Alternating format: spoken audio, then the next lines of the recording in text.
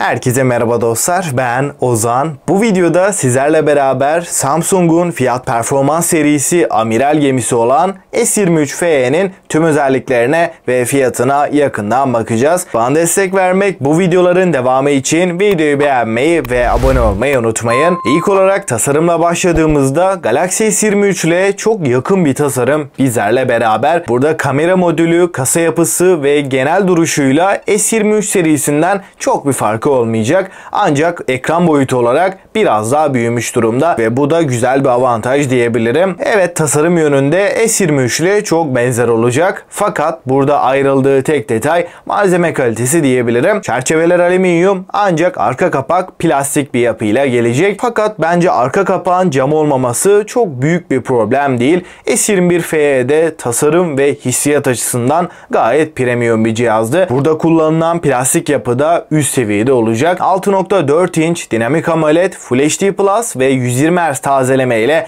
beraber geliyor. Burada baktığımız zaman dinamik AMOLED 2X panelin kullanılıyor olması zaten Samsung S serisinde de A serisinde de oldukça kaliteli ekranlar kullanıyor. Bu noktada S23FE'nin de oldukça iddialı olacağını gönül rahatlığıyla söyleyebilirim. Yonga setine baktığımız zaman Samsung'un Exynos 2100 Yonga seti bizlerle birlikte. Burada 8 GB RAM'in de bu sisteme eşlik ettiğini söyleyeyim ve 4 nanometre olan bu işlemcimiz performans anlamında çok yukarılarda olmasa da Snapdragon 8 Gen 1'den biraz daha az ısınan bir işlemci diyebilirim. Performans olarak bir problem yaşatacağını hiçbir şekilde düşünmüyorum. Fakat ben burada 8 Plus Gen 1 beklerdim. 8 Plus Gen 1 ile gelmiş olsaydı S23FE çok daha farklı bir konumda olabilirdi. Ancak Exynos 2100'ün de hiç kötü bir işlemci olmadığını gönül rahatlığıyla söyleyebilirim. Hem performans hem de verimlilik noktasında abartıldığı kadar kötü bir işlemci değil. Ama S22'den de çok yüksek bir performans vaat etmiyor. S23FE'nin en önemli özelliği tartışmasız şekilde kameraları.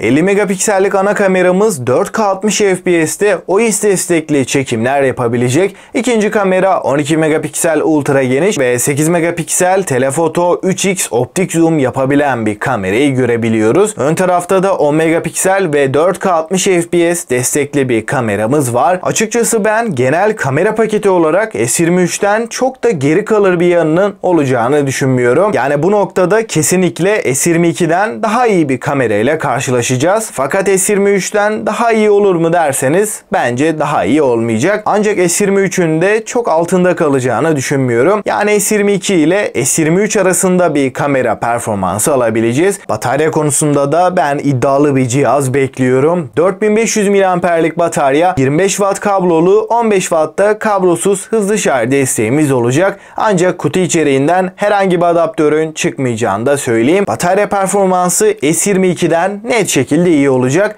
Bunun haricinde hoparlör tarafında da stereo hoparlörlerle beraber geliyor. Tabii ki 5G desteği de cihazımızda var. Android 13 ve One UI 5.1 ile kutudan çıkarken 4 yıl Android, 5 yılda güvenlik güncellemelerini almaya devam edecek. Suya ve tuza karşı da bir amiral gemisine yakışır düzeyde IP68 sertifikasıyla korunuyor. Şimdi en önemli kısma, yani fiyatlara geçelim. S23FE 8 GB RAM ve 128 GB depolamayla 699 euroya satılacak. Ancak ülkemizde direkt olarak kuru çevirip vergileri eklemeyeceğiz. Burada Samsung'un ülkemize özel fiyatlandırmasını düşünürsem ben S23FE'nin 22.000 bandında olacağını düşünüyorum. Açıkçası bu fiyatlarıyla ve sunduğu genel özellikleriyle hiç fena değil. Özellikle de kameralarıyla bu fiyat bandında çok iddialı bir telefon olacağını düşünüyorum. Tabii ki ülkemize geldiğinde detaylı bir incelemesini yapacağız. Ancak ilk izlenim açısından da S23FE'yi gayet beğendiğimi söyleyebilirim. Peki sizce S23FE nasıl olmuş? Görüşlerinizi mutlaka bekliyorum ve S23FE'nin incelemesini kaçırmamak için de abone olup bildirimleri açmayı unutmayın ve bir sonraki videoya kadar kendinize çok iyi bakın.